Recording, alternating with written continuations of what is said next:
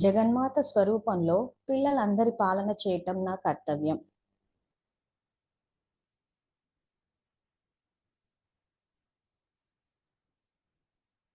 జగన్మాత స్వరూపంలో పిల్లలందరికీ తండ్రి పరిచయాన్నిచ్చి తండ్రి సమానంగా చేయటం నా కర్తవ్యం. సో అందరూ ఆత్మిక స్థితిలో కూర్చోండి. తర్వాత నేను గ్రూప్లో ఒక మురళి పెట్టాను.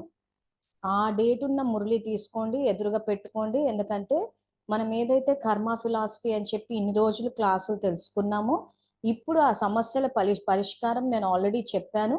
కానీ బాబా మాటల్లో కూడా విందాం ఆ సమస్యకు పరిష్కారం ఏంటి అని చెప్పేసి. సో అందరూ పుస్తకాలు ఎదురుగా పెట్టుకోండి. ఈ సమస్యకు పరిష్కారం ఏంటా అన్న విషయాన్ని మీరు తెలుసుకుని అండర్లైన్ చేసుకొని తర్వాత సపరేట్ బుక్స్ లో కూడా రాసుకోండి, ఫొటోస్ తీసుకోండి. ఈ పరిష్కారం ఎవరెవరైతే మేము వాచా సేవ చేస్తాము అని అంటున్నారో సమస్య యొక్క పరిష్కారం ఏంటా అన్నది అందరికీ తెలియచేయాలి.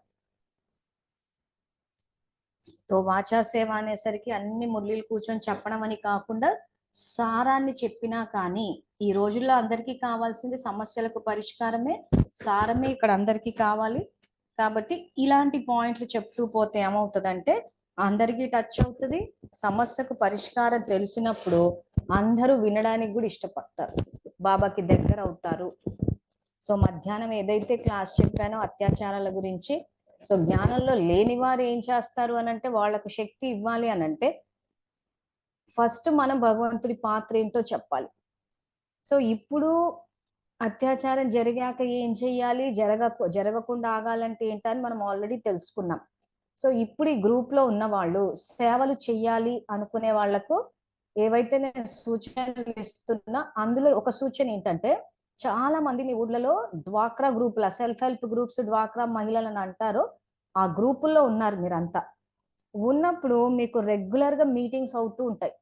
ఆ మీటింగ్లు అయినప్పుడు అంటే మీరేమి అఫీషియల్ గా చెప్పకపోయినా పెట్టకపోయినా ఖచ్చితంగా అందరూ ఆడవాళ్ళు ఒక దగ్గరకు వచ్చినప్పుడు ఇలాంటివి, సో ఇందాక క్లాస్లో లీలావతి అక్కయ్య కూడా మధ్యాహ్నం చెప్పినట్టు ఇలాంటివి జరుగుతున్నాయంట అని ఎప్పుడైతే ఒక చర్చ అన్నది మీ మధ్యలో ఎలాగో వస్తుంది ఈ మధ్య జరుగుతున్న సంఘటనలకి, ఆ రకంగా చర్చ వచ్చినప్పుడు ఏం చేస్తారంటే ఆ సమస్యకు పరిష్కారం ఏంటంటే ఈ రకంగా మనం భగవంతుని తలుచుకున్నప్పుడు అది ఏదైతే శూలం లాంటిది ముళ్ళుగా, ఆ తర్వాత పర్వతం లాంటిది రావాల్సింది దూదిలాగా ఎగిరిపోతుంది, మన వంటి మీద చేయపడదు అని చెప్పి నేను ఏదైతే మధ్యాహ్నం మొత్తం క్లాస్ చేశానో అది సింపుల్ గా మీరు వాళ్ళకు మాట చెప్పి పెట్టండి. వింటారా వినరా, పాటిస్తారా పాటించరా తర్వాత సంగతి. ఎవరికి ఏ సమస్యలు ఉన్నాయో, ఎవరు ఏ పరిష్కారం అంటే మన దగ్గర పరిష్కారం ఉందన్న విషయం ఎవరికి తెలియదు కదా. ఈ రోజు మన పరిస్థితి ఎట్లుందంటే అసలు సమాజంలో సమస్యలకు మనమే కారణం అన్నట్టుంది. కానీ యాక్చువల్ గా మన దగ్గర పరిష్కారాలు ఉన్నాయి. భగవంతుడు అవతరించిందే దుఃఖాన్ని తీయడానికి, సమస్యల యొక్క పరిష్కారం. సో మన దగ్గర ఆ పరిష్కారం ఉంది, భగవంతుడు పరిష్కారం చెప్తున్నారు అని అంటే ఎవరైనా ఇష్టపడతారు. సో కాబట్టి ముఖ్యంగా ఇలాంటి రక్షణ అంటే పిల్లలు కానీ ఆడవాళ్ళ మహిళల రక్షణకు సంబంధించి వచ్చినప్పుడు పల్లెటూర్లలో ఉన్న వాళ్ళు మంచి సేవలు చేయొచ్చు. ఎందుకంటే మీకు బోల్డ్ అని గ్రూపులు, అందరూ మీటింగ్లు అని చెప్పి కలుస్తూ ఉంటారు. సో అటువంటి సమయాల్లో ఈ రకంగా చేసి ఆ రకంగా కూడా మీరు వాచా సేవ అయిపోతుంది. ఆ తర్వాత వాళ్ళ రక్షణ కోసం అంటే వాళ్ళు సురక్షితంగా ఉండాలి అన్న ఆ ఉద్దేశంతో మీరు అక్కడ చెప్తున్నారు కాబట్టి అదే రక్షణ మీకు తిరిగి వస్తుంది. ఎందుకంటే మీ ఉద్దేశమే అది. మీరు ఏం ఆలోచిస్తున్నారు, అందరూ సురక్షితంగా ఉండాలి అన్న భావనే మీ వెనకలో ఉంటే ఖచ్చితంగా ఈ విషయాన్ని బయటికి తీసుకెళ్తారు మీరు. సో ఆ రకంగా అందరూ సురక్షితంగా ఉండాలి, అందరు ఆడపిల్లలు ఈరోజు సేఫ్ గా ఉండాలన్న ఆ భావన ఏదైతే ఉందో దానికి పుణ్యానికి ప్రతిఫలం ఏమవుతుందంటే ముందు మనం సురక్షితంగా ఉంటాం. అందుకే భావ సేవలు చేయండి సేవలు చేయండి అని చెప్పడానికి కారణం అదే, మీ భావనకు కూడా ఫలం ఉంటది. సో అందరూ సురక్షితంగా ఉండాలన్న భావనకి కూడా అక్కడ ప్రత్యక్ష ఫలము భవిష్య ఫలం రెండు ఉంటాయి. సో ఇది ఒక సేవ చేసే విధానము.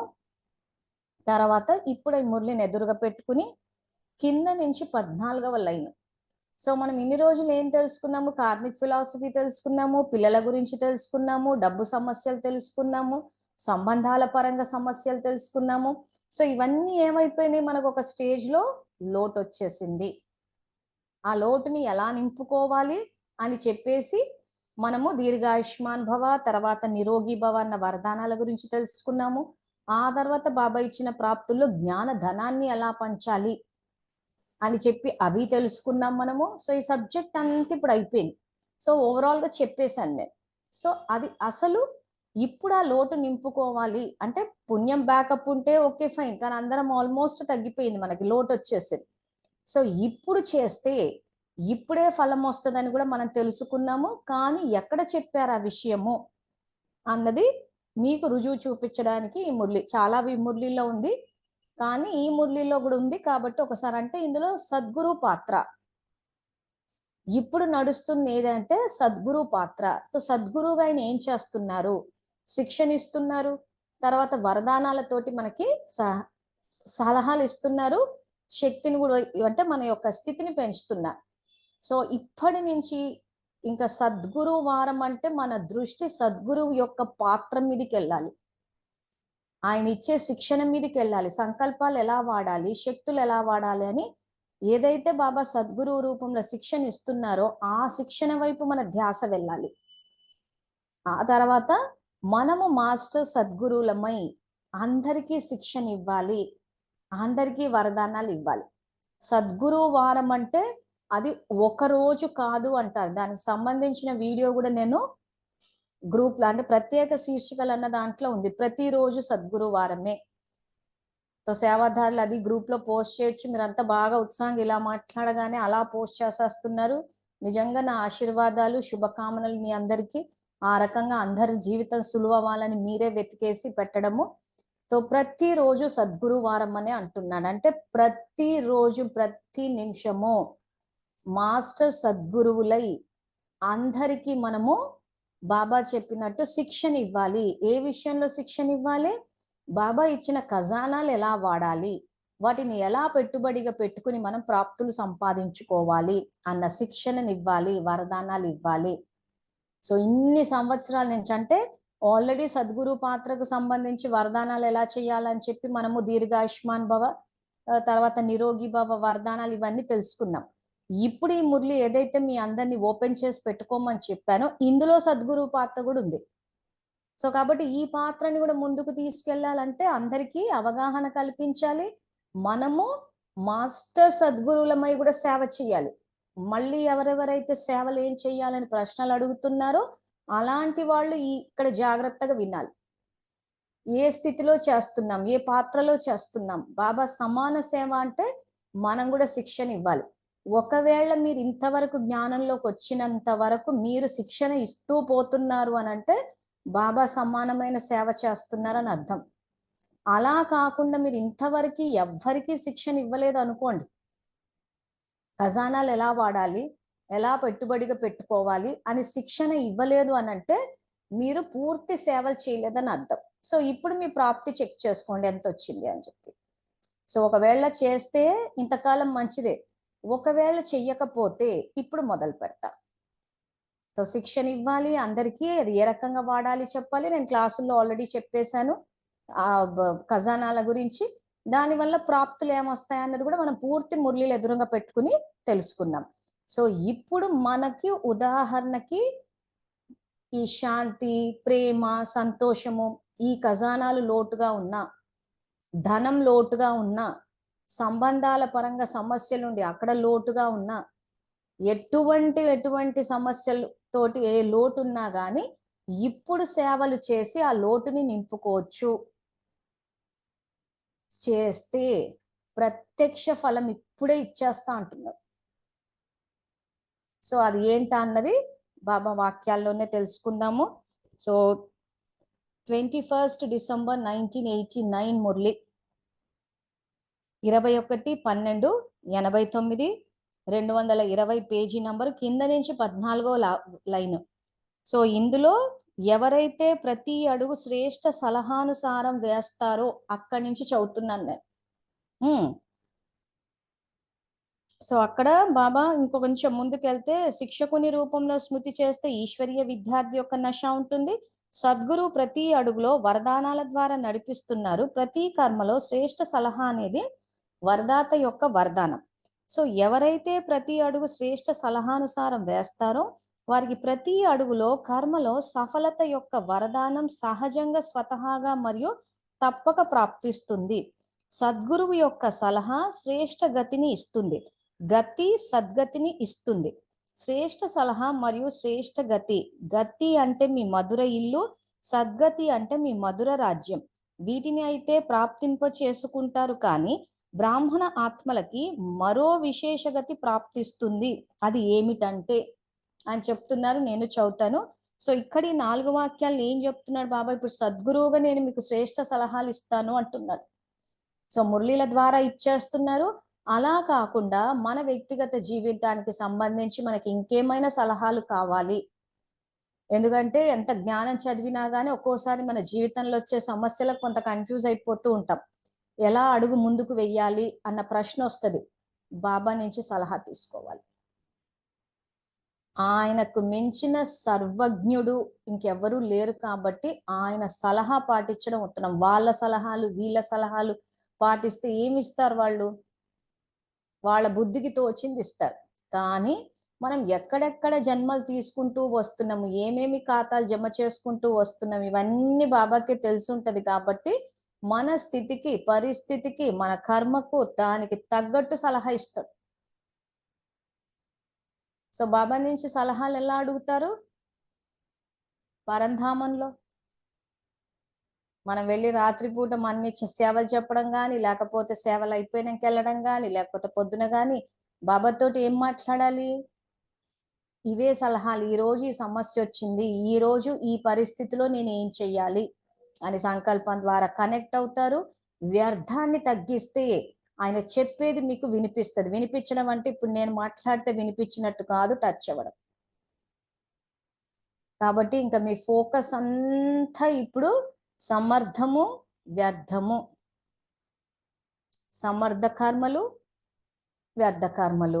సమర్థ సంకల్పాలు, వ్యర్థ సంకల్పాలు. వీటి యొక్క పరిశీలన చాలా అవసరం. ఇంకా మన నోటి నుంచి అంటే దేహాభిమానం దేహాభిమానం దేహాభిమానం వస్తే ఇంకా అవన్నీ మానుకోవాలి. ఉదాహరణకి ఈ మురళి తీసి చూడండి, ఒక మురళి తీసి చూడండి, అసలు దేహాభిమానం అన్న పగ ఎక్కడ ఉండదు. అంటే అది లేదు అని నేను అనటం లేదు, కానీ మీరు దూర్చుకున్నంత అయితే లేదు. ఎందుకంటే దేహాభిమానం అన్న స్థితి ఎక్కడి నుంచి వస్తుంది? మన సంకల్పాల నుంచి, ఆలోచనల నుంచే వస్తుంది. సో మార్చాల్సింది ఏంటి ఇక్కడ? ఆలోచనలు. సో అందుకే ఇప్పటి నుంచి మురళిలు చదివే వాళ్ళంతా ఈ ఒక పాయింట్ ని ధ్యాస పెట్టుకొని చదవండి. నిజంగా బాబా ఈ దేహాభిమానం అన్న పదాన్ని ఎన్నిసార్లు వాడుతున్నాడు? ఇప్పుడు నేను ఏదైతే మురళి ఎదురుగా పెట్టుకోమని చెప్పాను, ఉదాహరణకి మురళి తీసి చూస్తే అక్కడ ఉంటుంది, అసలు లేదు. ఆ సాకారం మురళిలో చదివి అదే తీసి ఇంకా నోరిప్పితే దేహాభిమానం దేహాభిమానం దేహాభిమానం. ఏం అడగండి సర్వరం అదే మాట పట్టుకొని కూర్చొని ఏమన్నంటే దేహాభిమానం అక్క, ఏమన్నంటే దేహాభిమానం. ఈ రోజు మనకు బుద్ధి పనిచేయకపోవడానికి కారణం కూడా మనము వ్యర్థ సంకల్పాలన్న ఇది ఎక్కువైపోయింది. వ్యర్థ సంకల్పాలు ఎక్కడి నుంచి తీసుకుంటున్నాము అని అంటే అందరూ మళ్ళీ దేహాభిమానం అనేస్తారు. కరెక్టే, ఆన్సర్ కాదనట్లేదు, దేహస్థితే. కానీ నిజంగా బాబా కారణం చెప్తున్నారా? బాబా ఏం చెప్తున్నారు కారణం ఇక్కడ? వ్యర్థ సంకల్పాలు ఎక్కువైపోయినాయి మీకు. సో వ్యర్థ సంకల్పాలు మాయ వేసే మొదటి బాణం. ఎక్కడి నుంచి వస్తున్నాయి అవన్నీ? మన కర్మేంద్రియాల ద్వారా లోపలికి వస్తున్నాయి. అవి కర్మేంద్రియాల ద్వారా లోపలికి వస్తున్నాయి కాబట్టే వ్యర్థ సంకల్పాలు. బాబా రాజయోగాన్ని నేర్పిస్తున్నారు. రాజయోగాన్ని నేర్పించి ఆత్మ రూలింగ్ లోకి రావాలి కర్మేంద్రియాల పట్ల. సబ్జెక్ట్ అంటే ఏంటి? కర్మేంద్రియాలని జయించామా, ప్రకృతిని జయించామా, ఈ సబ్జెక్ట్ ఫిక్స్ అయిపోవాలి. అంతేగాని ఊత పదాల మాదిరి మాట్లాడితే బాబా బాబా అని ఎట్లా అంటారో చాలా మంది నోరిప్పితే దేహాభిమానం దేహాభిమానం దేహాభిమానం.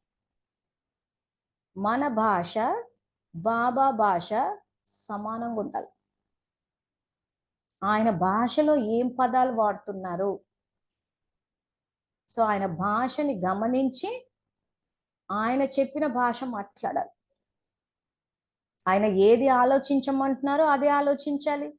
నేను మొన్న కూడా తెలుసుకున్నాం. సమర్పణ అంటే ఏంటి?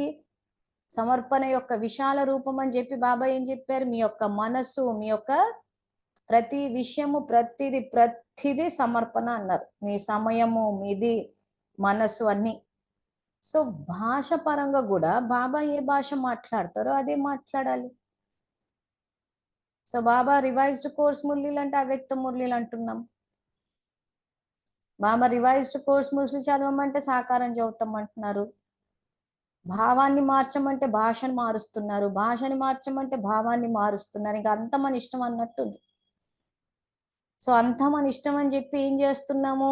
మన ఇష్టం వచ్చినట్టు అంతా ప్రవర్తించేసి దానివల్ల ఇంత పాపం జమైనప్పుడు, ఇది పాపం జమైన తర్వాత ఇక్కడ బాబాని కాంటాక్ట్ చేస్తున్నారు. ఇక్కడ ఈ బాబా అని పిలుస్తున్నారు.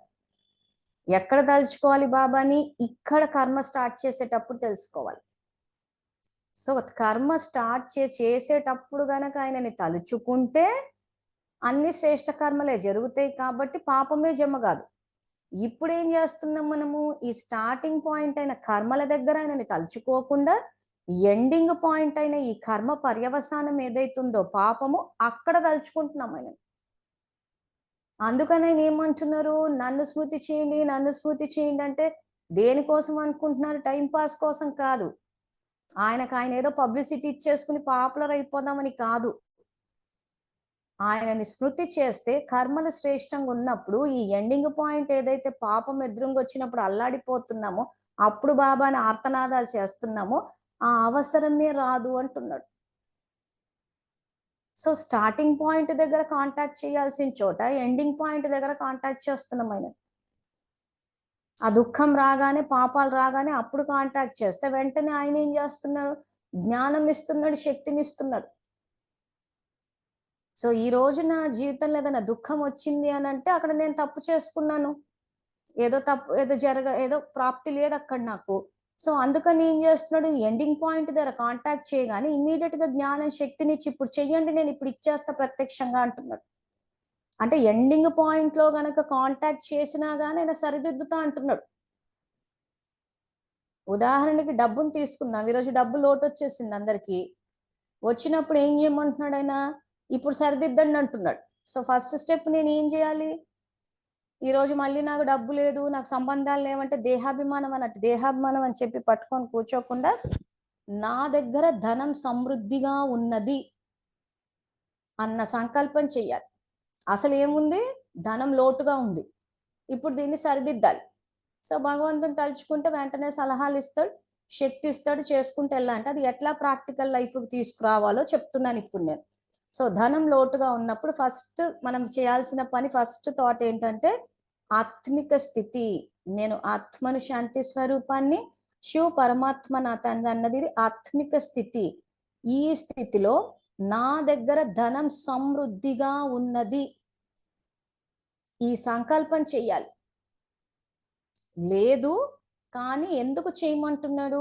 ఆ రకంగా చేసినప్పుడు ఆ పరిస్థితులు మనకి అనుకూలంగా తిరుగుతాయి. ఇప్పుడు చేసుకోకపోవడం వల్ల పరిస్థితులు ఎలా ఉన్నాయి? ప్రతికూలంగా ఉన్నాయి. ఏం చేసినా డబ్బు మునిగిపోతుంది. సో సరిదిద్దాలి. అప్పుడు ఏమంటున్నాము? మొదటి డబ్బు లేదు అంటున్నాం కాబట్టి అదే సిద్ధిస్తుంది, అదే నిజమవుతుంది. సో ఇప్పుడు దీన్ని సరిదిద్దాలి. సో అందుకని ఏం చేయాలి? ఫస్ట్ మనకి సంకల్పాల ఖజానా ఇచ్చే బాబా పెట్టుబడిగా పెట్టమంటున్నాడు. సో ఏమని చెప్పమంటున్నాడు? నా దగ్గర ధనం సమృద్ధిగా ఉన్నది అని అన్నప్పుడు ధనం సమృద్ధిగా ఉండడం కోసము ఉండాల్సిన పరిస్థితులు అక్కడ వస్తాయి. వచ్చినప్పుడు మనము ఆ కర్మలు ఆచరిస్తే బాబా నుంచి సలహా తీసుకోవాలి. ఇదిగో ఇప్పుడు ఈ మురళిలు అదే చెప్పు, ఇందాక వాక్యాలు అవే చదివాను, శ్రేష్ఠ సలహా ఇస్తాడైనా అని చెప్పి ఆ సలహా తీసుకుని నేను నా దగ్గర ధనం సమృద్ధిగా ఉన్నదన్న సంకల్పము, ఆయన ఇచ్చిన సలహా ఇది పెట్టుకుని మీరు కర్మలు ఆచరిస్తే ప్రత్యక్ష ఫలం కింద మీకు ధనం వస్తుంది అంటున్నారు. సో ఇది డబ్బుకు సంబంధించింది. ఆరోగ్యము అంతే. వ్యర్థ సంకల్పాలు చేసాం, పాపం జమైంది. సో వ్యర్థ సంకల్పాలు చేసే స్టార్టింగ్ పాయింట్ దగ్గర నేను కాంటాక్ట్ చేయలేదు, తలుచుకోలేదు, కాబట్టి అంతా వ్యర్థమే వచ్చింది. ఆ తర్వాత పాపం జమైంది, దుఃఖం వచ్చింది. ఎండింగ్ పాయింట్ దగ్గర కాంటాక్ట్ చేసాం ఆయన. ఎండింగ్ పాయింట్ పాపం వచ్చినప్పుడు తలుచుకున్నాం. సో అప్పుడు ఏం చేస్తున్నాడు ఆయన? వెంటనే ఇదిగో మీరు వ్యర్థ సంకల్పాలు చేశారు కాబట్టి మళ్ళీ రోగాలకు కారణం దేహాభిమానం అనకండి, వ్యర్థ సంకల్పాలు, పరచింతన. సో అప్పుడు ఏమవుతుంది? వెంటనే మనకి ఏమి ఇస్తున్నాడు ఆయన? సమర్థ సంకల్పాలు, సదా నిరోగి భవ అన్న వరదానము. సో దాన్ని తీసుకుని ఆ తర్వాత దేహం గురించి మాట్లాడడం మానేయాలి, ముడుచుకునే శక్తిని వాడాలి. ఆ తర్వాత ఈ తను ఉన్నదే యజ్ఞ సేవ కోసం అని యజ్ఞంలో సమర్పించాలి. వెంటనే ప్రత్యక్ష ఫలం వస్తుంది, ఆరోగ్యం బాగవుతుంది అంటాడు. అంటే ఇవన్నీ ప్రయోగం చేసి చూడాల్సిన విషయాలు. చేస్తే మాత్రం ఖచ్చితంగా ఎఫెక్ట్ ఇస్తుంది. అదే ఈ మురళిలో చెప్పారు. సో ఈ మురళిలో అందుకే ఏమంటున్నారంటే, సద్గురువుగా నేను మీకు శ్రేష్ఠ సలహాలు ఇస్తాను, దానివల్ల గతి మరియు సద్గతి. గతి అంటే మీ స్వీట్ హోమ్ అంటే పరంధామము, సద్గతి అంటే మీ మధుర రాజ్యం అంటే సత్యుగం. వీటికి రావడానికి ఏవైతే శ్రేష్ఠ సలహాలు ఇవ్వాలో నేను అవి ఇస్తాను. అవి కాకుండా ఇంకేమంటున్నారంటే, కానీ బ్రాహ్మణ ఆత్మలకి మరో విశేషగతి కూడా ప్రాప్తిస్తుంది. అదేంటి అంటే, ఈ సమయంలో కూడా శ్రేష్ఠ సలహా ద్వారా శ్రేష్ఠ కర్మ యొక్క ప్రత్యక్ష ఫలం అంటే సఫలత లభిస్తుంది. ప్రత్యక్ష ఫలం ఇస్తా అంటున్నాడు ఆయన. ఈ శ్రేష్ఠ గతి కేవలం సంగమ యుగంలో బ్రాహ్మణాత్మలైన మీకే లభిస్తుంది. ఏ విధమైన మతమో ఆ విధమైన గతి అని అందుకే అంటారు. చనిపోయిన తర్వాత గతి లభిస్తుంది అని ప్రజలు అనుకుంటారు. అందువలనే అంతిమంలో ఏ మతి ఉంటుందో అదే గతి పొందుతారు. అంతమతి సోగతి. కానీ బ్రాహ్మణాత్మలైన మీకు ఈ అంతిమ మరజీవ జన్మలో ప్రతి కర్మకి సఫలత యొక్క ఫలం అంటే గతి ప్రాప్తించే వరదానం లభించింది అంటున్నారు. సో దీని అర్థం ఏంటంటే, భక్తి మార్గంలో అంతమతి సోగతి అంటారంటే గతి లభిస్తుంది అందరికీ అంటున్నారు. గతి అంటే చనిపోయిన తర్వాత ఆత్మ వెళ్ళిపోయి దాని గతిలో అది వెళ్ళిపోతుంది అని చెప్పి ఆ దీపాలు పెట్టేసి ఏదైతే చెప్తున్నారో అసలు అలా ఆలోచిస్తారు ప్రజలు. కానీ బ్రాహ్మణ జన్మలో మీకు ఇప్పుడే లభిస్తుంది, ఇప్పుడే ఈ ప్రాప్తి. అంటే మీరు ఏదైనా చేస్తే ఇప్పుడే మీకు ఆ ప్రాప్తి లభిస్తుంది. వాక్యాలందరూ అండర్లైన్ చేసుకోండి. ఎందుకంటే బాబా ఏం ప్రాప్తిస్తున్నాడు, ఏం చేస్తున్నాడు, ఎవరెవరైతే మాకు ఈ సమస్యలు ఉన్నాయి, ఆ సమస్యలు ఉన్నాయి అని పరిష్కారం అడుగుతున్నారో, పరిష్కారం ఏంటి? కర్మలు ఆచరిస్తే ఇప్పుడే ఇచ్చేస్తా అంటున్నాడు ఆయన. ఇప్పుడే ఇచ్చేస్తానన్న విషయం ఎక్కడ చెప్పారైనా? ఈ మురళిలో చెప్పాడు. ఏమని చెప్పారు ఇక్కడ? బ్రాహ్మణాత్మలకి మరో విశేషగత ప్రాప్తిస్తుందంటే మనం ఎంత విశేషాత్మలం అన్నది కూడా మనం ఆల్రెడీ చెప్పేసుకున్నాం. 800 కోట్ల జనాభాలో మన కొద్ది మందినే చదివిస్తున్నాడు. ఆ కొద్ది మందిలో మనం ఉన్నాము. రుద్రజ్ఞాన యజ్ఞంలో సంయోగం ఇచ్చే గొప్ప అవకాశం కూడా మనకే వచ్చింది. ఈ రోజు ఆయన యొక్క అవతరణ గురించి తెలుసుకునే విశేష జన్మ. ఆయన జ్ఞానాన్ని చెప్పగలిగిన, అంటే ఈ తనువుని ఆయన యజ్ఞ సేవ కోసం వాడగల విశేష జన్మ మనది. ఈశ్వరీయ సేవాధారులం, విశ్వ కళ్యాణకారులం. ఆయనతో పాటు జీవిత భాగస్వాములుగా సమాన హోదా ఇచ్చాడు. ప్రతిదీ బేహద్దులో ఇచ్చాడు. సో అటువంటి మనకి ఇంకా ఎక్స్ట్రా బెనిఫిట్ ఇస్తున్నాడు. ఏంటది? ఏ విధమైన మతమో సంఘం మీకే లభిస్తుంది, ఏ విధమైన మతమో ఆయన గతి అందుకనే అంటారు. కాబట్టి బ్రాహ్మణాత్మలైన మీకు ఈ అంతిమ మరజీవ జన్మలో ప్రతి కర్మకి సఫలత యొక్క ఫలం, ఏది చేసినా డబ్బు, సంబంధాలు, ఆరోగ్యము, ఇవన్నీ జ్ఞానంలోకి వచ్చిన తర్వాత ఈ ప్రాప్తి లభించలేదు అంటే పురుషార్థం రాంగ్ డైరెక్షన్ లో చేస్తున్నారని అర్థం. సో ఇంకేం చెప్తున్నారు కూడా తెలుసుకుందాం. వర్తమానం మరియు భవిష్యత్తు అంటే సదా గతి మరియు సద్గతి. భవిష్యత్తు కోసం ఎదురు చూడటం లేదు అంటున్నాడు. సంగమయుగి ప్రాప్తి యొక్క గొప్పతనమే ఇది. ఇక్కడే కర్మ చేయండి మరియు ఇక్కడే ప్రాప్తి యొక్క అధికారం తీసుకోండి. ఒక చేతితో ఇచ్చి మరో చేతితో తీసుకోవడం అని దీన్నే అంటారు. ఎప్పుడో లభిస్తుంది లేదా భవిష్యత్తులో లభిస్తుందని ఓర్పుగా ఉండాల్సిన వ్యాపారం కాదు ఇది అంటున్నాడు. తక్షణ దానం మహాపుణ్యం. అటువంటి ప్రాప్తి ఇది. తక్షణ వ్యాపారం. భక్తిలో అయితే లభిస్తుంది ఎదురు చూడాల్సి వస్తుంది. భక్తిలో అయితే ఎప్పుడో కానీ, బాబా అయితే ఇప్పుడే తీసుకోండి అంటున్నారు. ఇక్కడికి రాగానే తక్షణ సాక్షాత్కారం అయిపోతుంది అని ఆది స్థాపనలో కూడా మీ గురించి ప్రసిద్ధత ఉండేది, మరియు అలాగే అయ్యేవి కూడా. అంటే తక్షణ వ్యాపారం ఇప్పటి నుండే మొదలైంది. రచయితకు రచనపై ఉన్న సత్యమైన ప్రేమ అని దీనినే అంటారు. సో బాబాకి రచయితకి మన మీద ప్రేమ ఉంది కాబట్టి ఇప్పుడే ప్రత్యక్ష ఫలం ఇచ్చేస్తున్నాను అంటున్నాడు.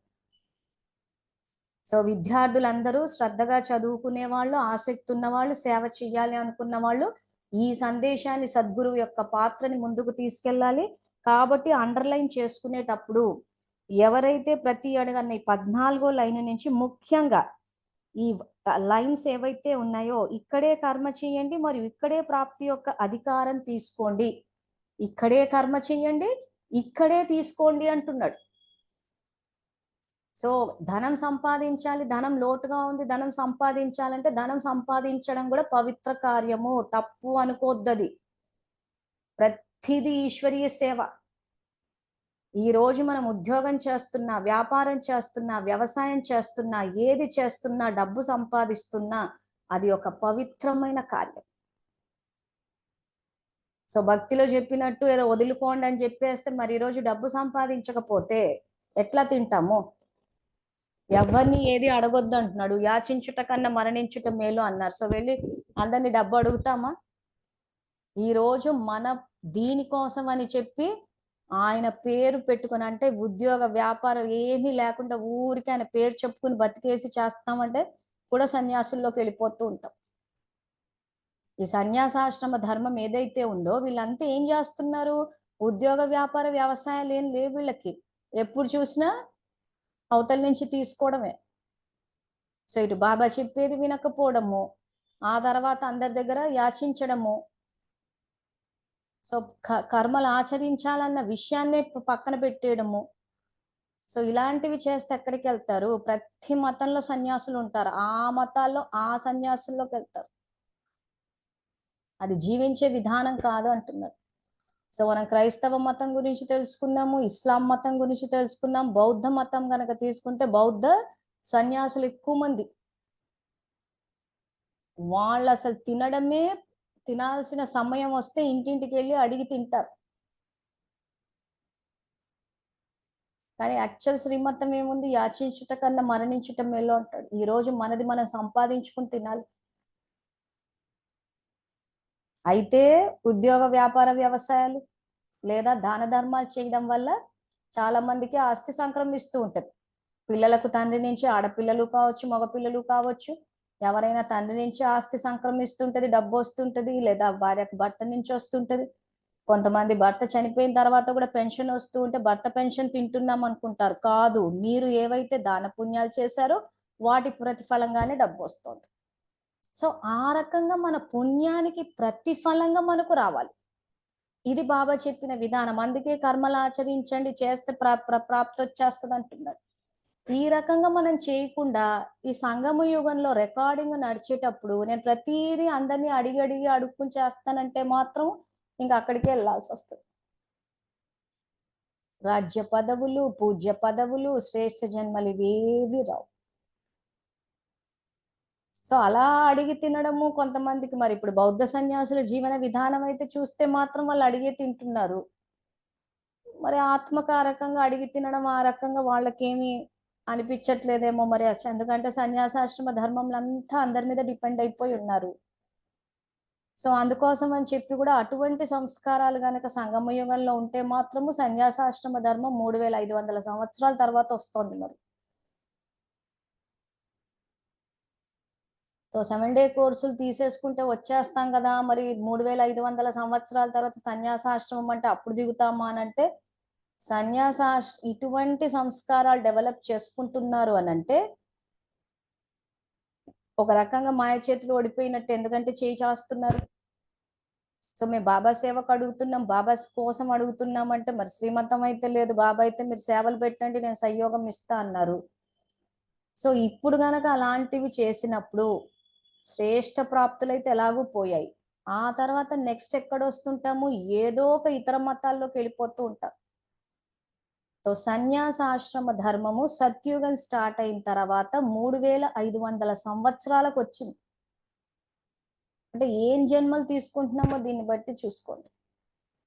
సో అటువంటి అంటే ఆ ద్వాపరం నుంచి ఏమవుతుంది అంటే ఒక్కొక్క ధర్మం స్టార్ట్ అవుతూ ఉంటుంది. ఆ ఒక్కొక్క ధర్మం స్టార్ట్ అవుతూ ఉంటే ఆ ధర్మాలు వచ్చినప్పుడు అంతా అందులోకి వెళ్ళిపోతూ ఉంటారు.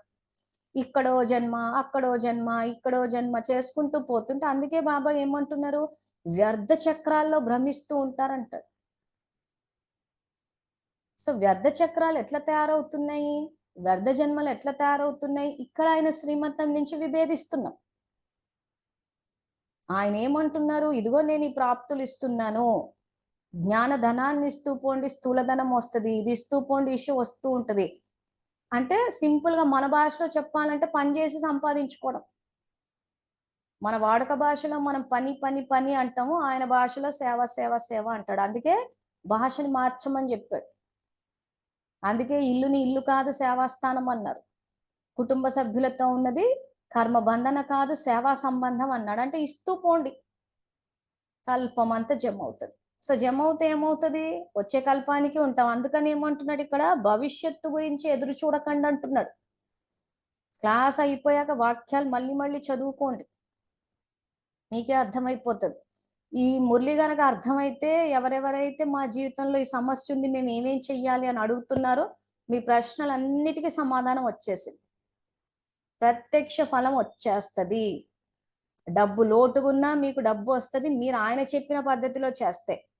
సంబంధాల పరంగా లోటున్న వాళ్ళంటే సంబంధాల పరంగా మాకు ఇంట్లో గౌరవం లేదు, ఇంట్లో అన్నయ్యతో సమస్య ఉంది, అన్నయ్యకి అక్కయ్యతో సమస్య ఉంది, పిల్లలతో సమస్య ఉంది, వాళ్ళతో సమస్య ఉంది, వీళ్ళతో సమస్య ఉందని సంబంధాల పరంగా ఏవైతే సమస్యలు ఉన్నాయో ఇప్పుడు బాబాతోటి సంబంధాలు జోడించి అందరితోటి సేవా సంబంధాన్ని జోడిస్తే ప్రత్యక్ష ఫలం కింద సంబంధాల ద్వారా సుఖాన్ని పొందుతాము.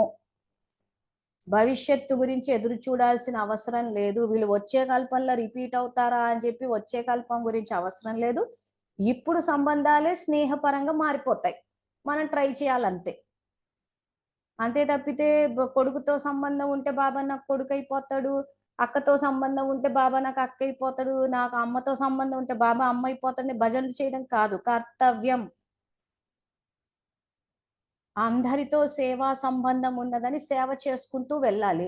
ఎవరితోటైతే మనకి సమస్యలు ఉన్నాయో వాళ్ళకి సేవ చెయ్యాలి అని అంటే కొంచెం ఇబ్బందే మనకి. ఎందుకంటే మనకి ద్వాపరం నుంచి అహం వచ్చేసింది కాబట్టి, అహం అడ్డొస్తుంది కాబట్టి వీళ్ళకి ఏంటి చేసేది అనిపిస్తుంది.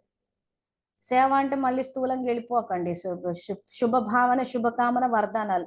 ఇంట్లో వాళ్ళైతే స్థూలంగా కూడా చేయాల్సి వస్తుంది, కానీ సేవాభావంతో చేస్తే మీకే బెనిఫిట్. లేదు మేము పగలు ప్రతీకారాలు వాళ్ళు మాట్లాడితేనే మేము మాట్లాడతాం, వాళ్ళు చేస్తేనే పగ ప్రతీకారాలు గనక వాడితే ఆ రకమైన తుచ్చమైన ఆలోచనలు ఉన్న వాళ్ళే మన కుటుంబ సభ్యులు అవుతారు. వాళ్ళు కూడా మనం మాట్లాడితేనే మాట్లాడదాం, వాళ్ళు మాట్లాడినప్పుడు నేను ఎందుకు మాట్లాడాలని వాళ్ళు మొండికేసుకొని కూర్చుంటారు. మళ్ళీ ఆ తర్వాత బాబమ్మకి ఎవరు విలువ ఇవ్వట్లేదు అంటారు, మళ్ళీ ఆర్తనాదాలు చేస్తారు. చేస్తే మళ్ళీ ఆయన వచ్చి మురళి చెప్తాడు, మళ్ళీ మేము వచ్చి పేజ్ ఓపెన్ చేసుకోండి చదవండి అంటే చదువుతారు. సరిదిద్దుకోవాలి. సో డబ్బు విషయానికి వచ్చేసరికి డబ్బు కూడా ఒక పవిత్రమైన విషయంగా చూడాలి. డబ్బు సంపాదించడం ఎంత పవిత్ర కార్యమో డబ్బు ఖర్చు పెట్టేటప్పుడు కూడా శివబాబా బండారా నుంచి తీసుకుని ఖర్చు పెడుతున్నాను అన్న ఆ భావంతో చూడాలి. ఎవరైనా మనకు డబ్బు అంటే డబ్బు పరంగా మనకి ఆధారం అయినా కానీ వాళ్ళ పట్ల గౌరవం అన్నది ఉండాలి, అప్పుడు పెరుగుతూ పోతుంది. ఇప్పుడు ఉదాహరణకి కుటుంబ సభ్యుల్లో ఇప్పుడు భార్యాభర్తల మధ్యలో సమస్యలు వచ్చినప్పుడు ఇప్పుడు మాకు వచ్చే ఫోన్ కాల్స్ మాటలు దీన్ని బట్టి ఎక్కువ మటుకు అక్కయ్యలు ఇచ్చే కంప్లైంట్ ఏంటంటే మా మాటకు విలువ లేదు, మమ్మల్ని అర్థం చేసుకోరు, మీరు ఇంట్లో ఏం చేస్తున్నారు పొద్దంతా అని ఈ రకంగా మాకు అవమానాలు జరిగిపోతున్నాయి, మా మాటకు రెస్పెక్ట్ లేదు అని ఎక్కడ చూడు ఇదే వినిపిస్తోంది.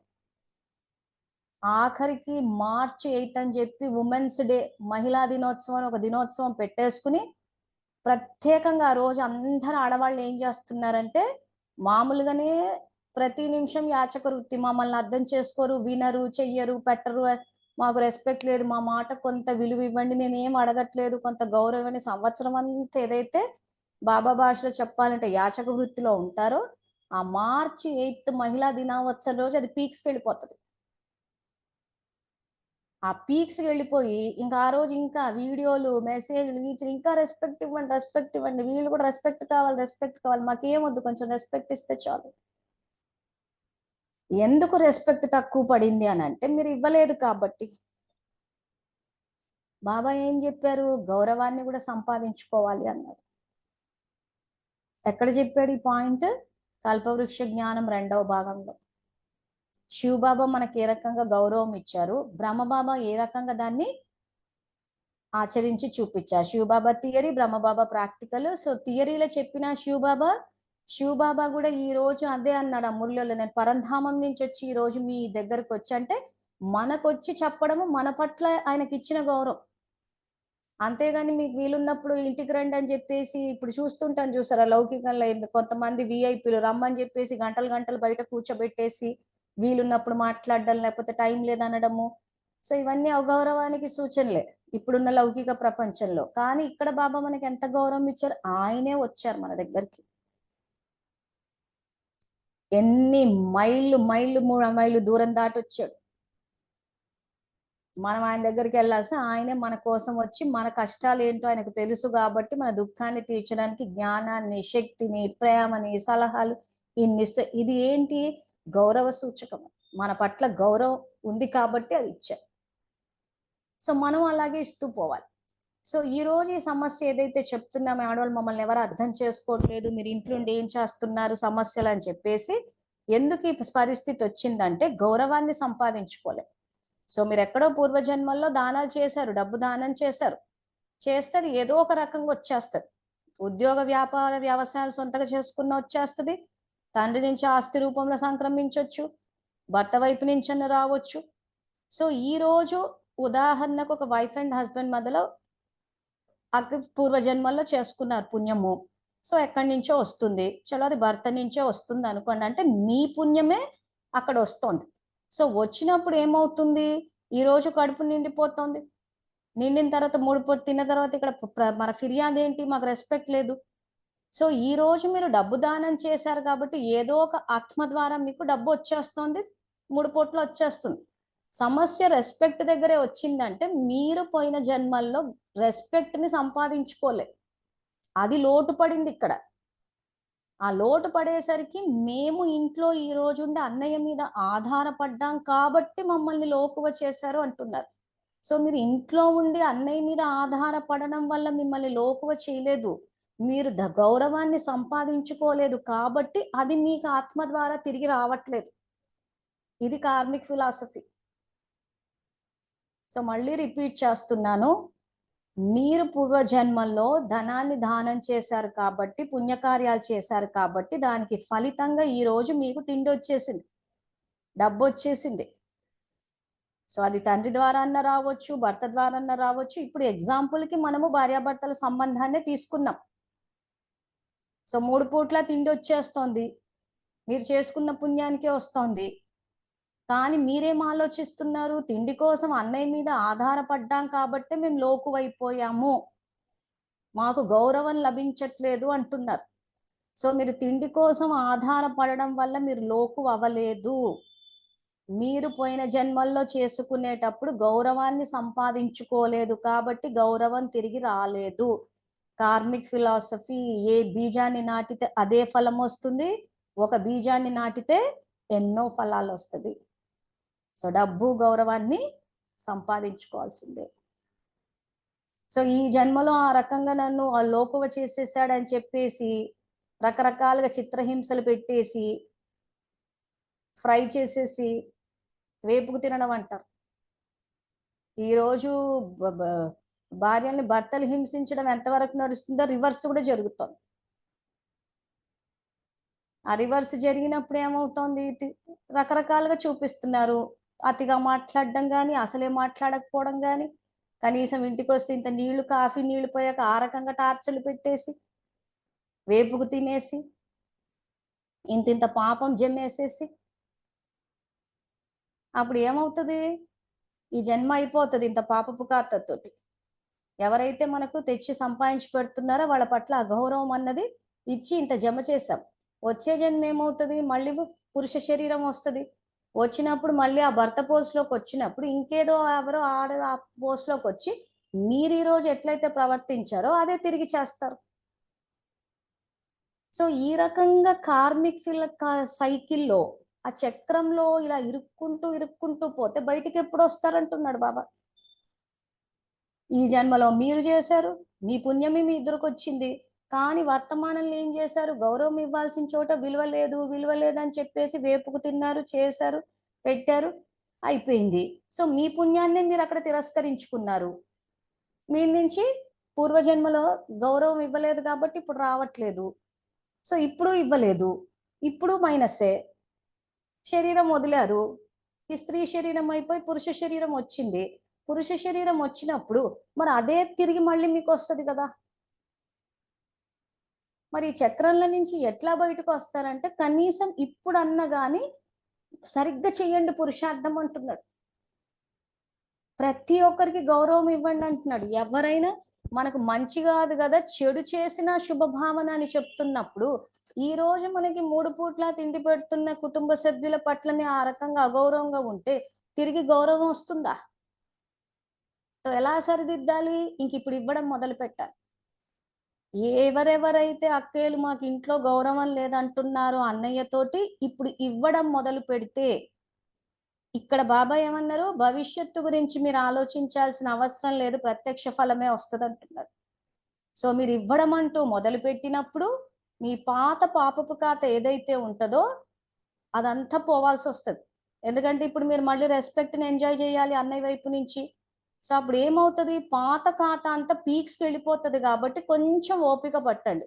సో అది అతిలోకి వెళ్ళిందంటే అంతిమం అయిపోతుంది అని అర్థం. సో ఆ పాపం అన్నది వినాశనం అయిపోతే అప్పుడు మీరు గౌరవాన్ని ఎంజాయ్ చేస్తారు. వర్తమానంలో ఇది చేసి చూడాలి. అది భవిష్యత్తు వరకు కూడా ఎదురు చూడాల్సిన అవసరం లేదు. భవిష్యత్తులో ఈ వ్యక్తి రిపీట్ అవుతాడా అని చెప్పి ఎదురు చూడాల్సిన అవసరం లేదు. ఇప్పుడే కర్మ చెయ్యండి, మరి ఇప్పుడే ప్రాప్తి యొక్క అధికారం తీసుకోండి. ప్రాప్తి వస్తుంది అంటున్నాడు ఆయన. మీకు కావాల్సిన ప్రాప్తి ఏంటి? గౌరవమే. మా మాటకు విలువ, మమ్మల్ని అర్థం చేసుకోవాలి అని ఏ గౌరవాన్ని అయితే మీరు ఆశిస్తున్నారో ఇప్పుడు కర్మలు ఆచరించండి, ఇప్పుడే తీసుకోండి అంటున్నారు. సో ప్రత్యక్ష ఫలము, భవిష్య ఫలము రెండిటిని ఇస్తున్నాడు. సో ఈ రోజు మనం ఏం చెప్పుకున్నామంటే సద్గురువు యొక్క పాత్ర, ఆ తర్వాత ఇప్పుడు ధనం విషయానికి ఏ రకంగా ధనం ప్రత్యక్ష ఫలం కింద వస్తుంది, సంబంధాల పరంగా ఏదైతే మనకు దుఃఖం వస్తుందో దాన్ని ఎలా సరిదిద్దాలి. సో ఇప్పుడు మనం ఏదైతే ధనం సంపాదించడము పవిత్ర కార్యం అనుకున్నాము, ఖర్చు పెట్టేటప్పుడు భండారాన్ని తీసి ఖర్చు పెడతాం. సంబంధాల పరంగా వచ్చేటప్పుడు కూడా సంబంధీకులంతా సేవా సంబంధికులు, దైవీ పరివారం అనుకోవాలి. సో ఆ రకంగా ఇప్పుడు సరిదిద్దుకుంటే ఇప్పుడు వచ్చేస్తుంది, వచ్చే కల్పనలోకి వస్తుంది. సో ఇప్పుడు వీటికి సంబంధించి, డబ్బుకు సంబంధించి, సంబంధాల పరంగా సంబంధించిన వాటి గురించి ఏమైనా ప్రశ్నలు ఉంటే అడగండి.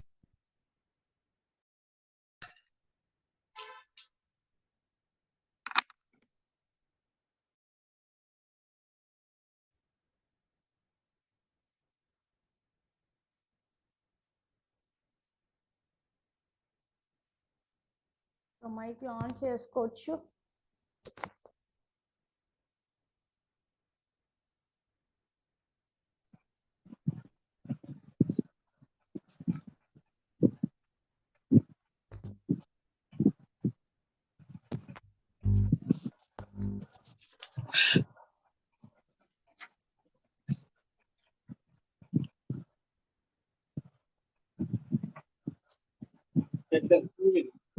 సో ఎవరికి ప్రశ్నలు లేవా? అందరికి సబ్జెక్ట్ క్లియర్ అయిపోయిందా?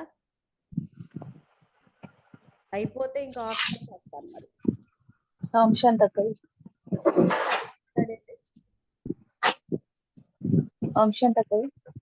ఎవరు మాట్లాడేది? అనుష. అవునా? కెమెరా ఆన్ చేయొచ్చా? ఆన్ చేస్తారా? చెప్పండి. అక్కయ్య, సర్వ సంబంధాలు జోడించే విధానం అంటే ప్రాక్టికల్ లైఫ్ లోకి ఎలా తీసుకోవాలి అక్కయ్య? సర్వ సంబంధాలు నాకు బాబాతో అని చెప్పి ఇటువైపు అందరూ ఆత్మిక సోదరులు అని చెప్పి సేవలు చేసుకుంటూ వెళ్ళాలి.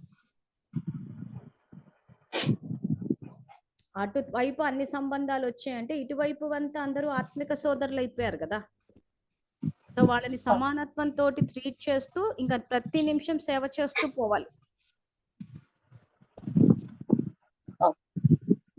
అది ఏ సంబంధం అన్నా కావచ్చు, ఏ సంబంధంతో సమస్య ఉన్నా కానీ వాళ్ళ పట్ల మంచి ఆలోచించాల్సిందే, మంచి మాట్లాడాల్సిందే, సేవ చేయాల్సిందే. అది కర్తవ్యంని తీసుకురావడం అంటే. ఊరికే నాకు బాబా కొడుకు అవుతాడు, బాబా జీవిత భాగస్వామి అవుతాడని భజన చేయడం కాదు, కర్తవ్యాన్ని నిర్వర్తించాలి.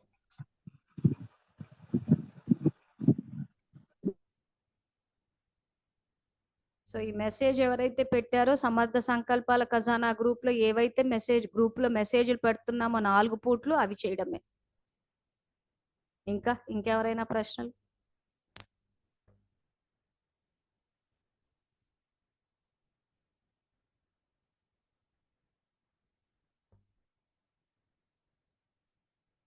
సరే, సబ్జెక్ట్ అందరికీ డబ్బుకు సంబంధించి, సంబంధీకులకు సంబంధించి అందరికీ ఏమి డౌట్లు లేవు, క్లియర్ అయిందనే అనుకుంటున్నాను. మరి మరి లాగ్ ఆఫ్ అయిపోతాను, మరి ఎవరు ప్రశ్న అడగట్లేదు కాబట్టి. Okay, thank you. ఓం శాంతి.